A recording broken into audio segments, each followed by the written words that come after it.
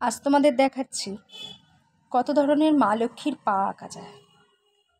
সাধারণত আমরা এই যেটা দেখালাম প্রথমে, এই ধরনের পাটাই বেশি আঁকা হয়, কিন্তু আরও অনেক রকমের পা আঁকা হয়।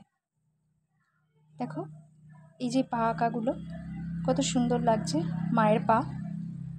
আর লক্ষ্মী পুজোয় ঠিক মা লক্ষ্মীর পা না দিলে আলপনাটা কমপ্লিট হয় না। মা লক্ষ্মীর পা দিতেই হবে লক্ষ্মী পুজোতে। প্রতিটা আলপনার মাঝে দাও বা আলপনার সাইডে সাইডে দাও একটা করে পা, খুব সুন্দর লাগে দেখতে। মা আমাদের ধারণা যে মা এই পায়ে পা দিয়ে মা ঘরে ঢুকবে, তাই এই পাগুলো আমরা আঁকি নানান রকমভাবে। পূর্ণিমায় অনেক জায়গায় পূর্ণিমায় পুজো হয়। আমাদের এখানে বেশি বিখ্যাত হচ্ছে কোজাগরী লক্ষ্মী পুজো। কেমন হয়েছে বলো তো?